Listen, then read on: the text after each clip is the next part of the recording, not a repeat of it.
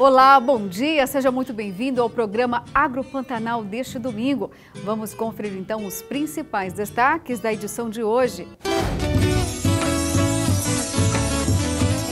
Governo de Mato Grosso inaugura a ponte sobre o Rio das Mortes em Primavera do Leste. A ponte sobre o Rio das Mortes tem extensão de 76 metros com 8 metros de largura e ela faz a ligação entre as MTs 334 e 338. Semana do Meio Ambiente, um bate-papo com a SEMA para saber as ações de preservação ambiental. E hoje tem estreia cheia de aventura, hein? Vamos desvendar os enigmas da Serra do Roncador. No coração do Brasil existe uma região cercada de lendas e mistérios que atraem pesquisadores, místicos e curiosos de todas as partes do planeta Terra. E equipes do Rally da Safra voltam a campo para saber como vai ser a segunda safra do milho.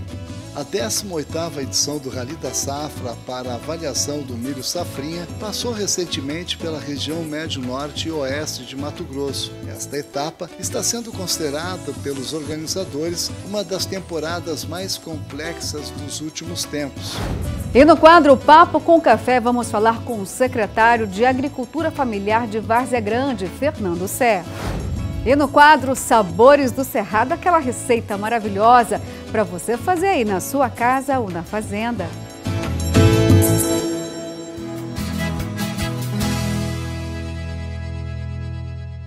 O Agropantanal de hoje começa falando sobre agricultura. É que as equipes do Rally da Safra já estão em campo. Dessa vez, a análise é do milho segunda safra. Começou essa expedição aqui por Mato Grosso, mas os estados vizinhos também vão receber o Rally. Tem ainda Goiás e Paraná. Vamos entender tudo na reportagem de Valdir Pacheco.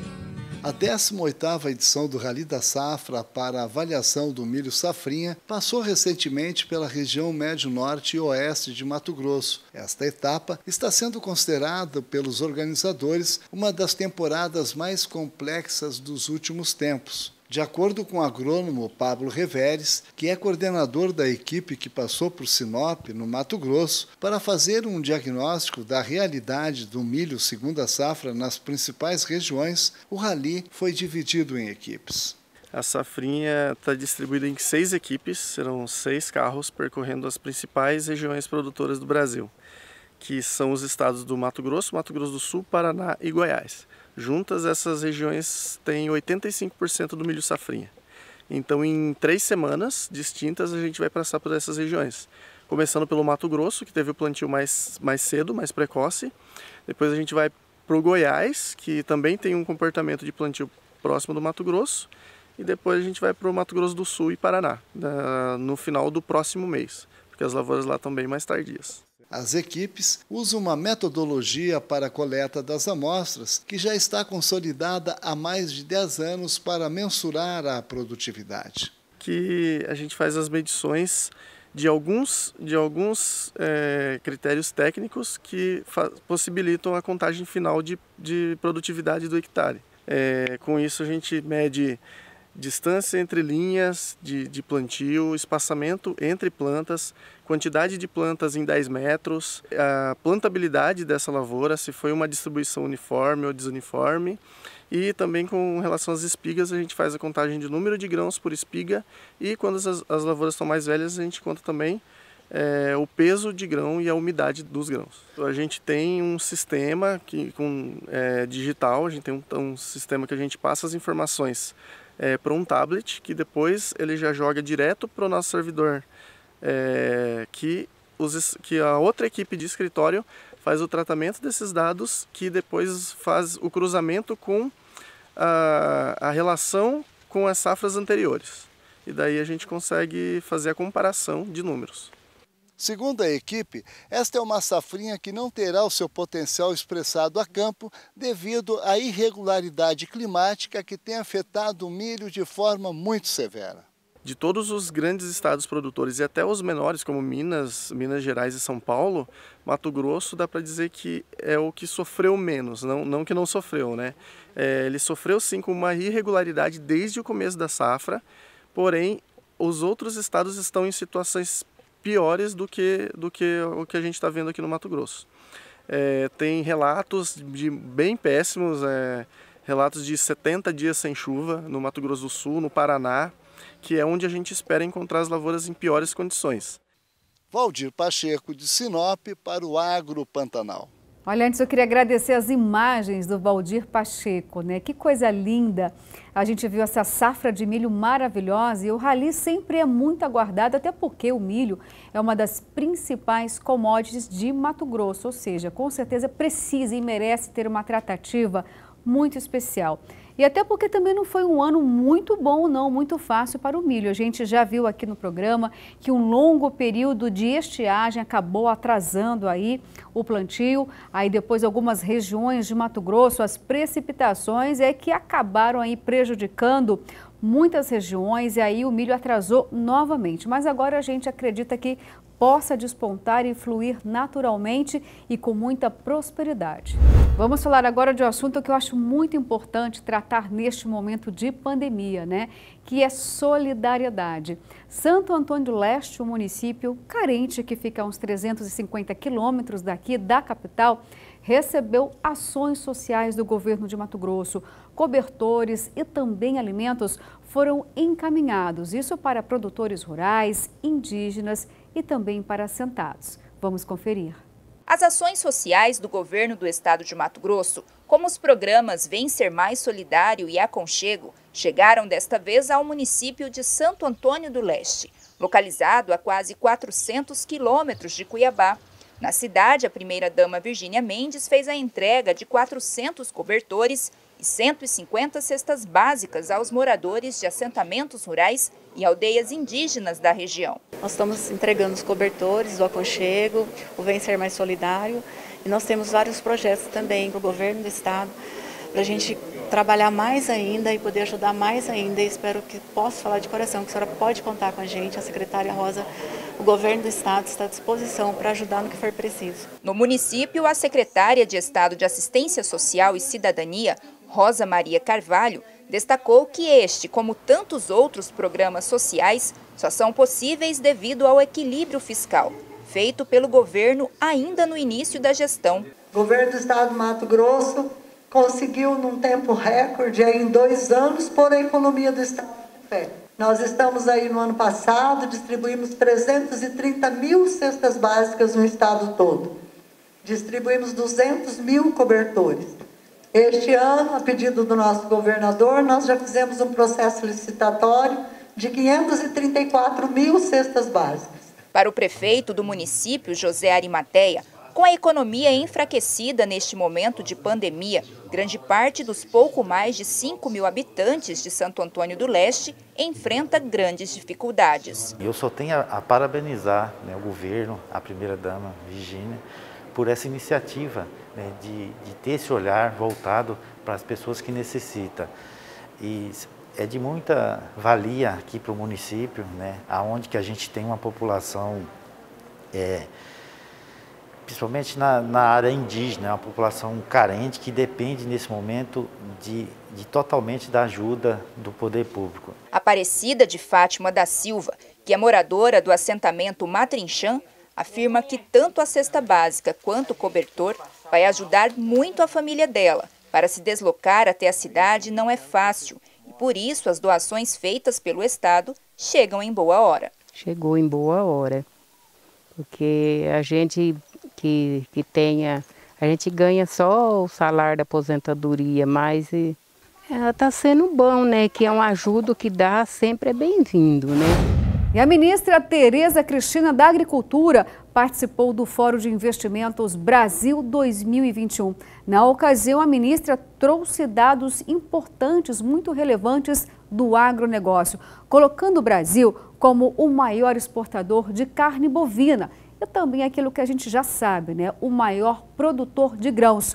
E o caminho para continuar com esse cenário positivo seria a sustentabilidade. O estudo mostra que o Brasil é o quarto maior produtor de grãos do mundo, atrás apenas de China, Estados Unidos e Índia. O país também é o maior exportador de carne bovina. Metade da soja do comércio mundial é brasileira. Em 2020, o país produziu 239 milhões de toneladas e exportou 123 milhões de toneladas de grãos. O Brasil também é o maior rebanho bovino do mundo, com 217 milhões de cabeças, 14,3% do total mundial. Só em 2020, as exportações brasileiras de pecuária alcançaram 37 bilhões de dólares. Para fazer o setor crescer ainda mais, a ministra da Agricultura defendeu investimentos em inovação, infraestrutura e instrumentos verdes. Ainda contamos com mais de 2.000 startups no agronegócio que atraíram investimentos da ordem de 200 milhões de dólares em 2019 e deveremos crescer muito mais nos próximos anos nesse setor.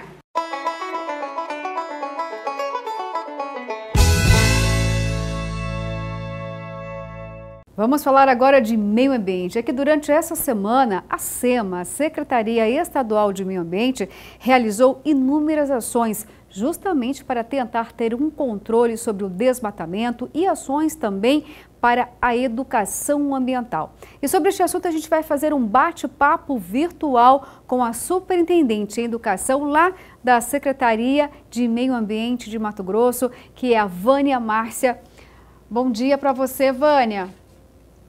Olá, bom dia a todos da TV Pantanal. Márcia, eu queria que você pudesse falar para a gente um pouquinho como foi essa semana, quais foram as principais ações e determinações do governo de Mato Grosso, justamente para que a gente possa ter um ano mais tranquilo, ou seja, esse segundo semestre que já começa aí um período de estiagem, portanto é um tema muito importante. Quais ações foram deflagradas durante essa semana? Então, Luciana, a Semana do Meio Ambiente de 2021, nós trouxemos um tema que é restauração de ecossistemas, né, que é exatamente isso que você acaba de dizer com relação ao desmatamento. Durante toda a semana, nós tivemos uma webinar que aconteceu no período da tarde, com vários palestrantes de todo o país, falando especificamente da importância da restauração dos ecossistemas, mas mais do que isso, né?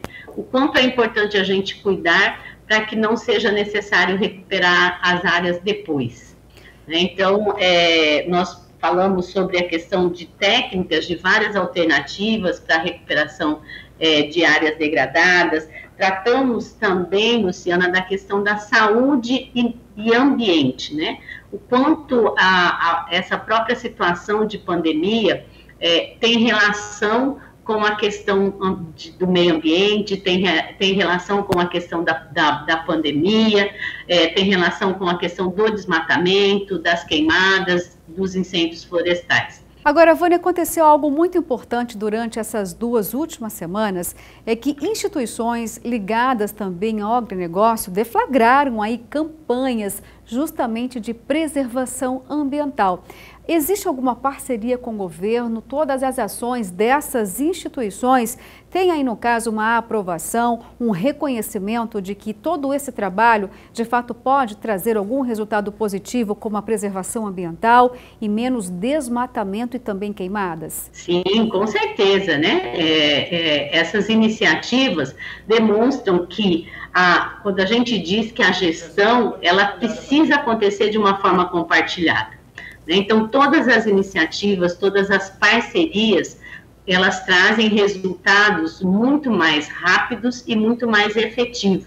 Vânia, agora diz uma coisa pra gente, né? Educação é muito importante, todas essas ações que você disse também, mas e recursos financeiros? Não é possível fazer um controle de desmatamento, um trabalho tão importante como esse, diante do tamanho do território de Mato Grosso, sem recursos financeiros, sem brigadistas, qual toda a estrutura empregada? Em termos de recurso, nós temos aí, foi um alto investimento feito pelo governo do estado, para poder efetivamente dar condições a toda a equipe de fiscalização, tanto da SEMA quanto da Polícia Militar, né, para estarem em campo durante todo esse período agora de estiagem. Quais são as ações mais efetivas na região pantaneira para que a gente não veja novamente um desastre ambiental naquela mesma proporção? Já realizamos várias capacitações, tanto nos municípios de Barão do Melgaço, de Poconé, né, junto às comunidades. Na próxima semana, nós teremos mais um curso que vai acontecer especificamente lá no Parque do Encontro das Águas, para a formação de brigadista, convidando toda a sociedade, toda a comunidade que vive lá, para poder receber esse processo de capacitação, né, e de orientação, no sentido de que a gente tem que prevenir para que os incêndios não aconteçam. E é isso que a Secretaria de Meio Ambiente vem fazendo já desde o ano passado. E a questão indígena, de fato, ainda existe essa cultura ao ponto de interferir, de fato, nas regiões produtivas de Mato Grosso, com incêndios, por exemplo? Existe alguns preconceitos, né, de que o indígena é que provoca o fogo e que acaba causando os incêndios. O conhecimento, né, o conhecimento popular, o conhecimento cultural, faz com que essas comunidades que ainda fazem o uso do fogo, né, normalmente fazem isso tomando todos os cuidados. Né? Então, é muito difícil, não vou dizer para você que é impossível, que isso não existe, né, de forma alguma, né, estou aqui afirmando essa situação, mas o que eu posso afirmar para você é que é muito difícil, seja uma comunidade tradicional, seja uma comunidade indígena, né, chegar ao ponto de fazer esse uso do fogo de uma forma que ele não tenha um controle. Foi estabelecida uma meta de contenção de todos esses desastres ambientais para este ano ainda?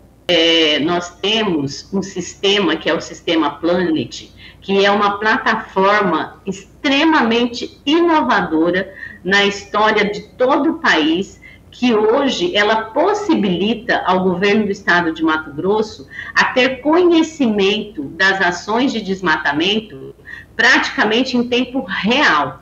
Né? E nós estamos com um grande número de fiscais em campo fazendo todas essas autuações. Você pode ver, no ano passado, até helicóptero foi apreendido, né, por meio de ação de fiscalização da Secretaria de Estado de Meio Ambiente, em conjunto com a Secretaria de Estado de Segurança, né, e que a intenção é exatamente essa, é coibir de todas as formas as práticas ilegais. Sou muito grata, viu, Vânia Márcia Montalvão, que é superintendente de educação lá da Secretaria de Meio Ambiente. Logo, logo a gente volta a se falar novamente. Obrigada pela participação. E a gente vai para um rápido intervalo, mas voltamos já já, porque tem reportagem aventura. Vamos desvendar os enigmas da Serra do Roncador.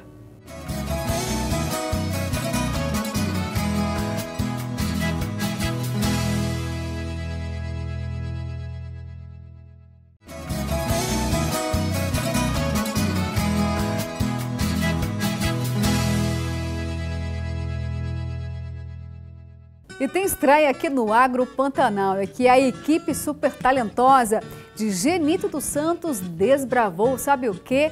Pois é, os enigmas da Serra do Roncador. E a gente vai conhecer agora, então, o verdadeiro Indiana Jones. É isso mesmo, viu? Parece que ele é mato-grossense.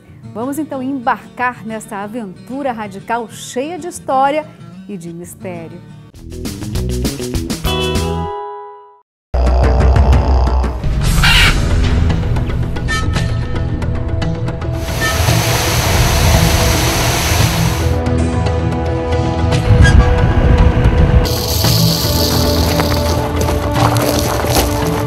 No coração do Brasil existe uma região cercada de lendas e mistérios que atraem pesquisadores, místicos e curiosos de todas as partes do planeta Terra.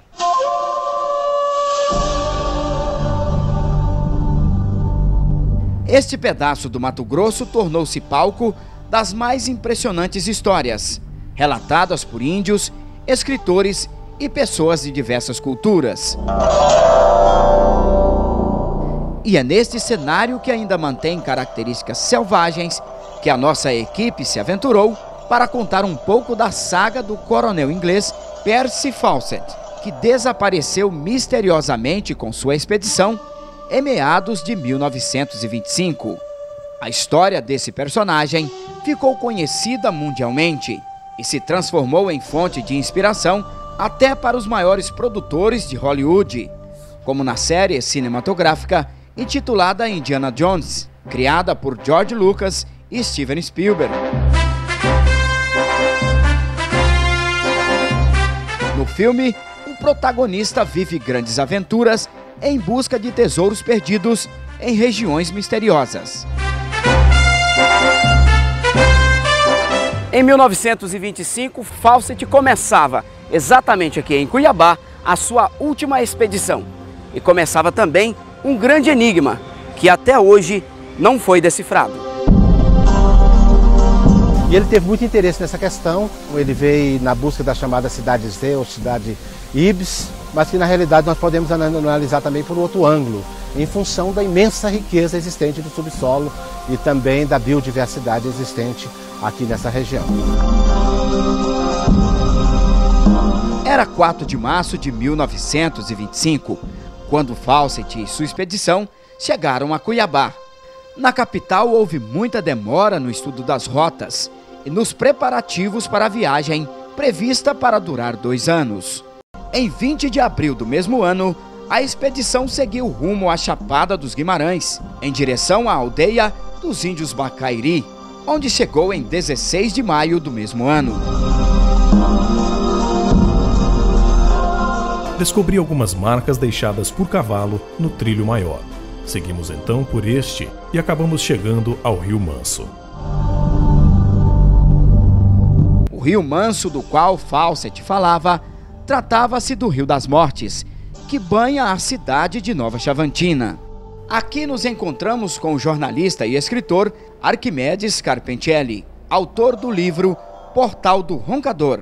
Dentre os vários assuntos abordados, ele revelou a profunda pesquisa que fez sobre os mistérios envolvendo o coronel Fawcett e sua expedição. E ele veio justamente atrás de descobrir essa cidade perdida. E ele era um coronel do exército britânico, ele veio aqui, inclusive, respaldado pela academia inglesa, então não era um aventureiro qualquer, era um homem que sabia o que queria. Em alguns trechos, fala de entidades de caráter esotérico, que acreditam que os expedicionários não foram mortos, mas que encontraram uma civilização perdida, existente em um lugar subterrâneo. O principal elemento que despertou o interesse de Fawcett para essa possível descoberta foi uma estatueta de basalto negro envolvida de mistérios.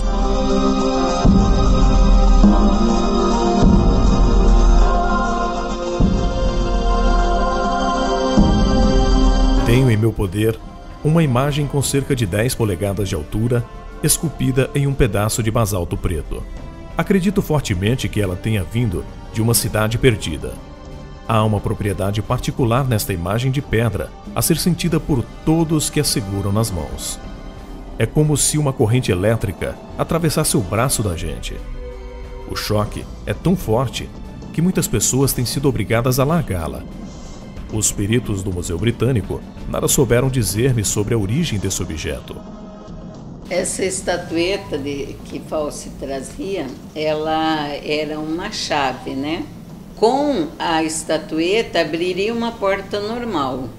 E depois dessa porta normal, então viriam os portais sutis.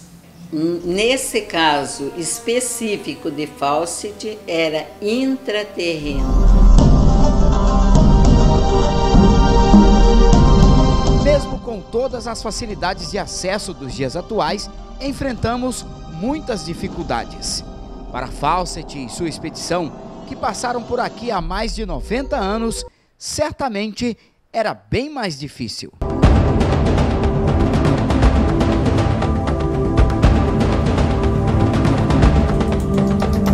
época era uma região extremamente erma dos sertões do Brasil. Na realidade, a região já era ocupada por nações indígenas. Em alguns trechos da última comunicação da expedição, datada de 29 de maio de 1925, Fawcett escreveu à esposa Nina. A carta teria sido levada a Cuiabá pelos peões que foram dispensados às margens do rio Corizevu.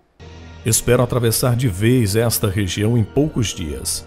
Vamos continuar com 8 animais, 3 mulas de sela, 4 de carga e a madrinha, o animal que mantém os demais juntos.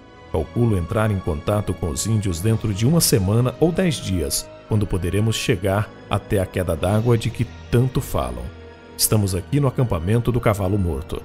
Não tenho receio de que possa haver algum fracasso.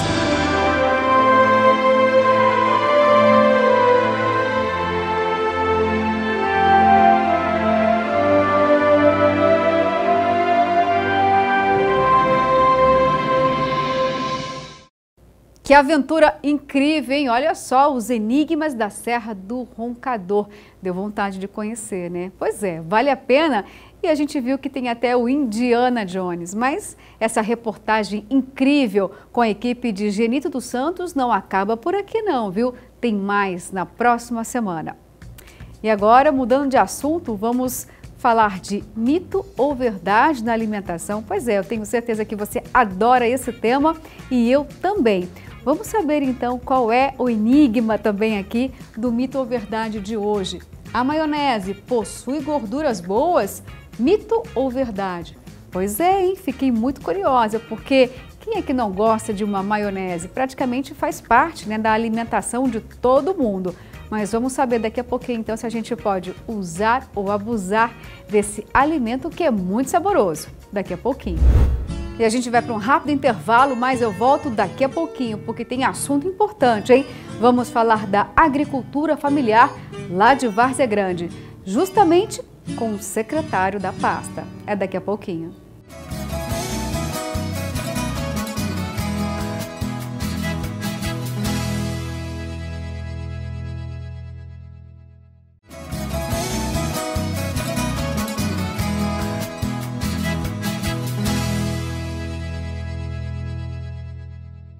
A agricultura familiar de Várzea Grande promete aí ter um saldo muito grande em produtividade. Começa a ter reformulações, principalmente para os agricultores familiares, que vão receber investimentos e também transferência de tecnologia para a suinocultura. Também tem as questões de laticínios e até mesmo calcário para fazer a correção de solo.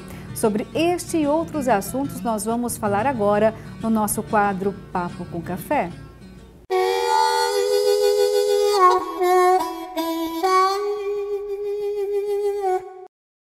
E no nosso quadro Papo com Café, eu recebo o secretário interino de Várzea Grande, Fernando Sé. Bom dia, seja bem-vindo. Bom dia, é um prazer estar aqui. Estamos à disposição. Ótimo, secretário, porque a gente tem muita pergunta, viu? Várzea Grande tem uma região muito grande em relação à agricultura familiar, tem muitos assentamentos, tem produtividade, mas, secretário, não dá para esconder, né? Tem também muitos problemas. Vamos começar dividindo um pouquinho esses temas, né? Porque são muitos. Vamos falar sobre a suinocultura, porque fiquei sabendo que tem até um projeto piloto que vai chegar em relação a essa cadeia tão importante. Conta pra gente. Sim.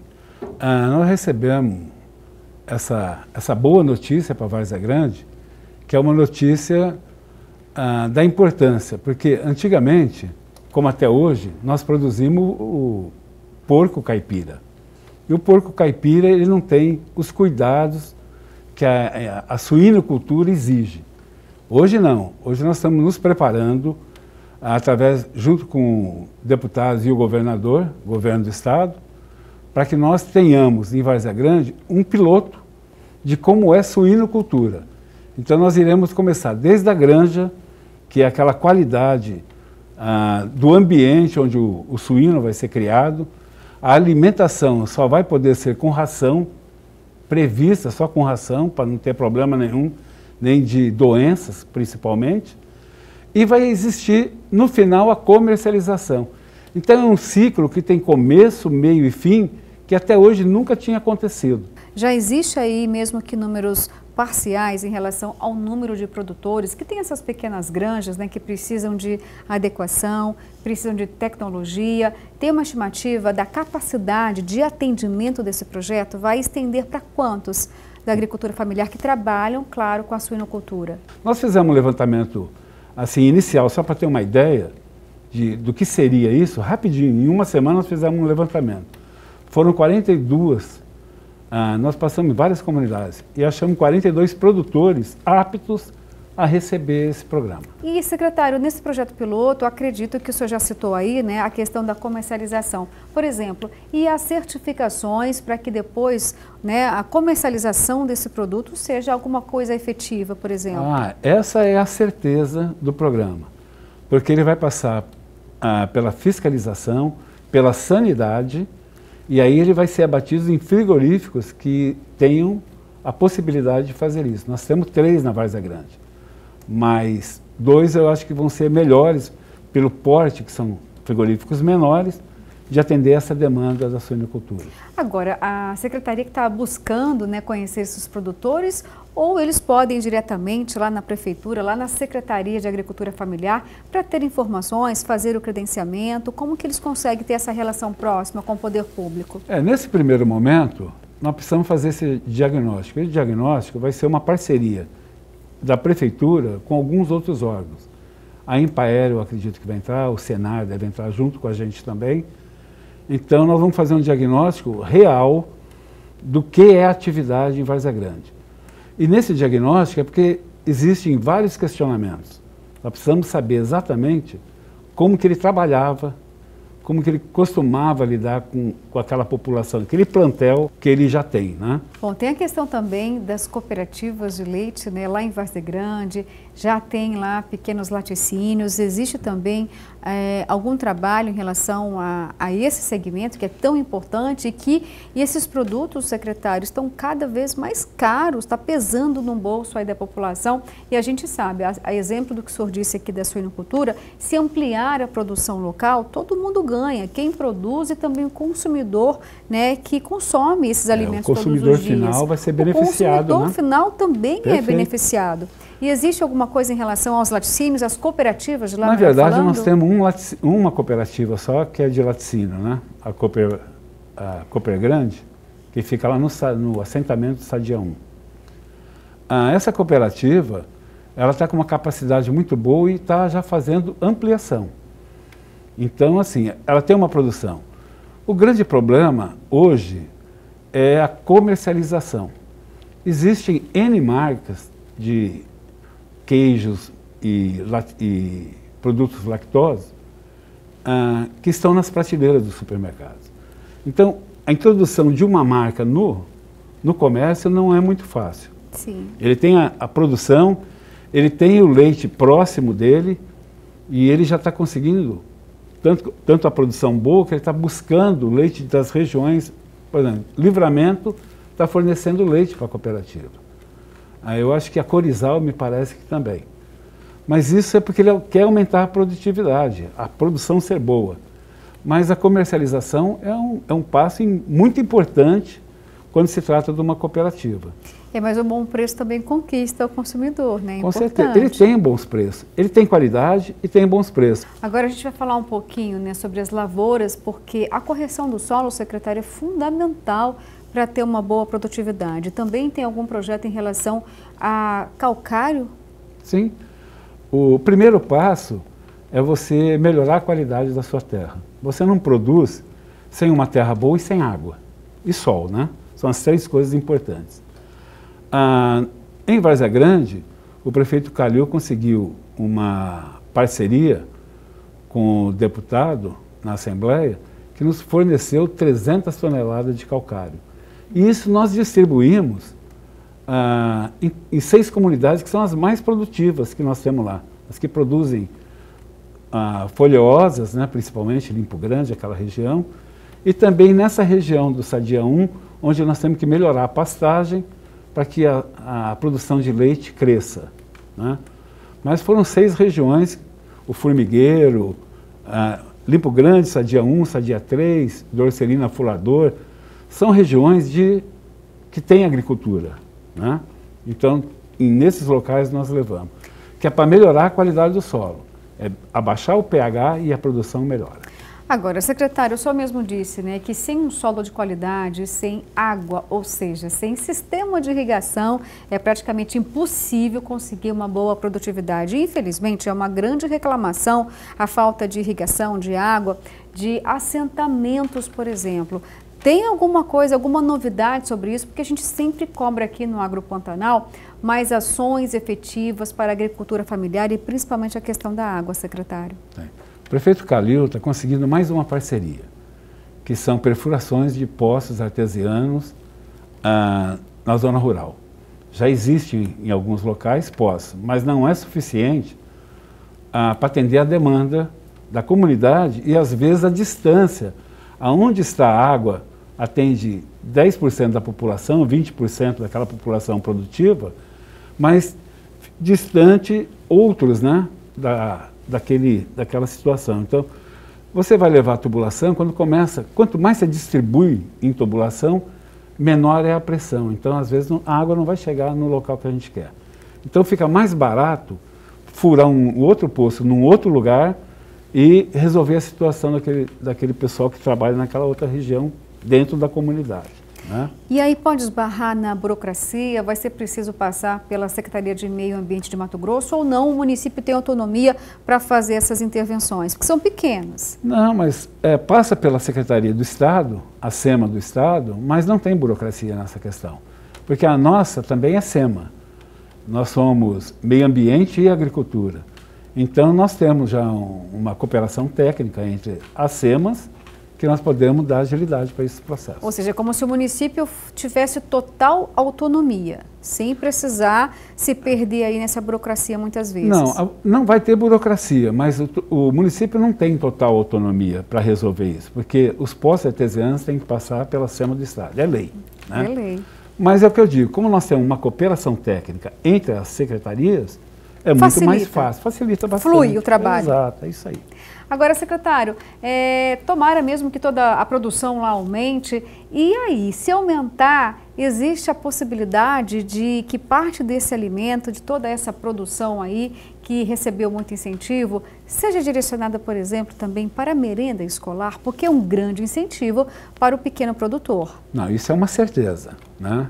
Nós estamos com a dificuldade agora da pandemia, não podendo as escolas estarem com seu fluxo normal, né? Uhum. Mas quando as escolas voltarem ao normal, uma das coisas que o prefeito falou até em campanha, que ele não deixaria de jeito nenhum que a agricultura familiar deixasse de participar da merenda escolar. É o primeiro ponto que foi uma discussão nossa, inclusive, sobre isso. Então, com certeza, todo produto que for produzido na agricultura familiar vai ter entrada, com certeza, na merenda escolar. Olha que bom, secretário. Eu fico muito feliz aqui por todas as suas declarações, porque o senhor disse aqui só de coisas importantes, de investimentos que vão chegar aí na cadeia da suinocultura, na região da bacia leiteira lá de Várzea Grande, correção do solo, todo o incentivo aqui para o homem e a mulher do campo para que possam produzir mais e melhor e ainda ter a certeza da comercialização e também resolver o problema aí da falta de água nessas regiões produtivas aí de Várzea Grande. Então eu agradeço muito a sua participação, a sua presença aqui no programa Agro Pantanal e olha só, já vou antecipar, viu? Já vou estender um novo convite para que o senhor possa voltar aqui e dizer aqui para a gente, né, as ações que tiveram efetividade, o passo a passo de cada uma delas, porque todas são muito importantes, secretário. Com certeza, vai ser um prazer imenso estar aqui, com o apoio do prefeito e com o apoio dos outros colegas secretários, eu tenho certeza que nós iremos fazer muita coisa. Nós vamos fazer tudo? Não vou fazer tudo. Mas eu tenho a certeza, com o apoio e com a vontade que todos nós estamos tendo, que nós vamos fazer muita coisa boa para Várzea Grande. Opa, com certeza. E a gente vai mostrar aqui no Agro Pantanal. Bem, essa foi a entrevista especial com o secretário de Agricultura Familiar de Várzea Grande, Fernando Sé, no nosso quadro Papo com Café. E a gente vai para um rápido intervalo, mas eu volto daqui a pouquinho, porque tem assunto importante, hein? Governo de Mato Grosso inaugura a ponte sobre o Rio das Mortes em Primavera do Leste. É daqui a pouquinho.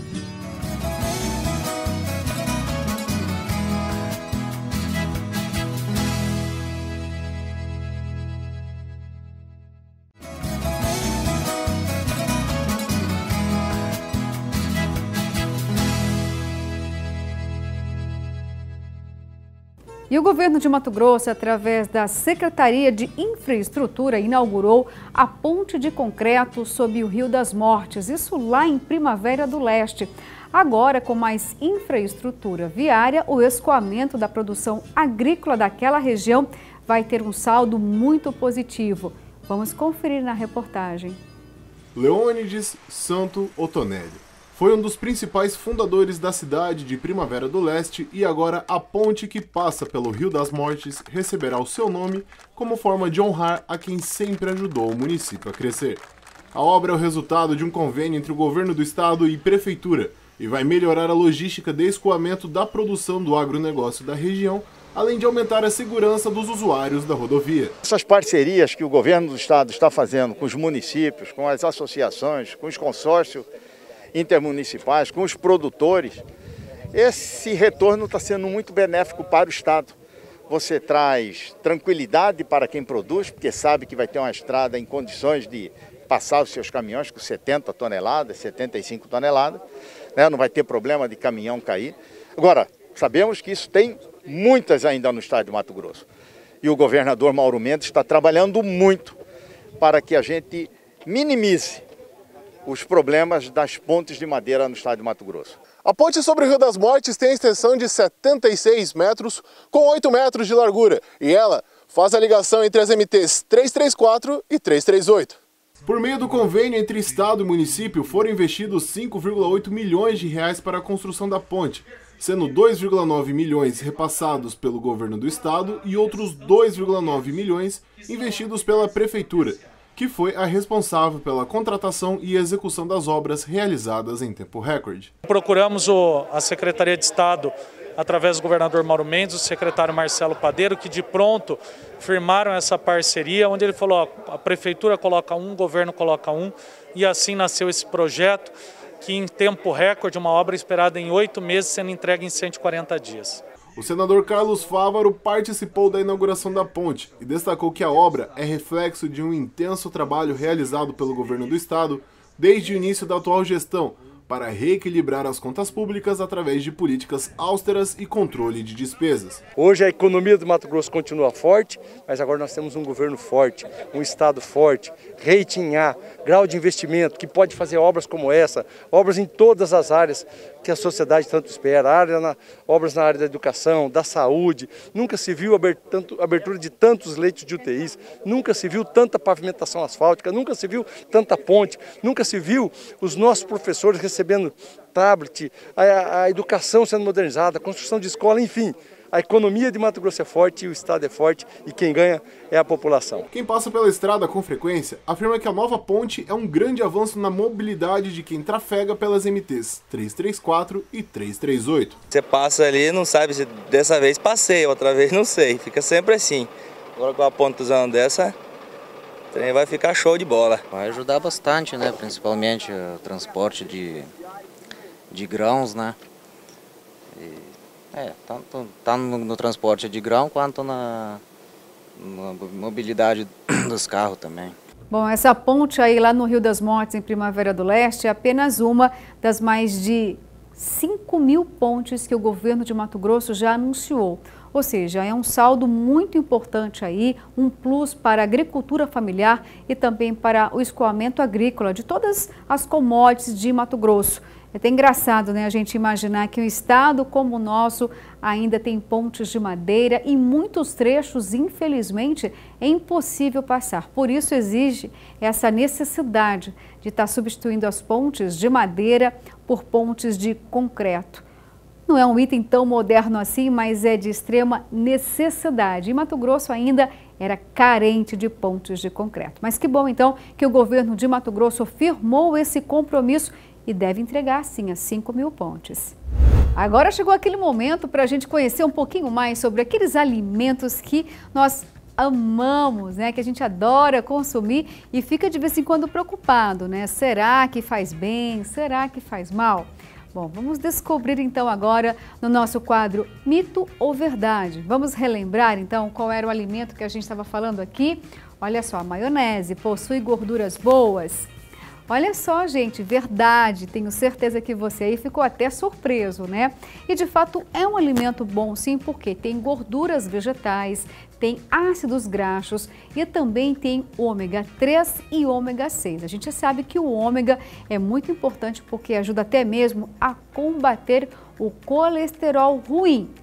Mas olha, assim como todo alimento, a maionese também não pode ter um consumo exagerado. Tudo com cautela vai muito bem.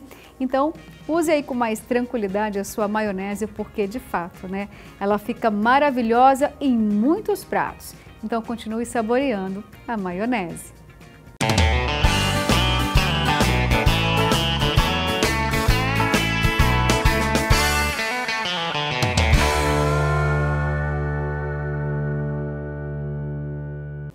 Agora chegou aquele momento saboroso que você adora e fica esperando aí, né? Até porque eu também, viu, gente? Confesso que não vejo a hora de ver mais uma reportagem que dá uma dica importante do que você pode preparar aí na sua casa ou na fazenda para agradar todos os paladares.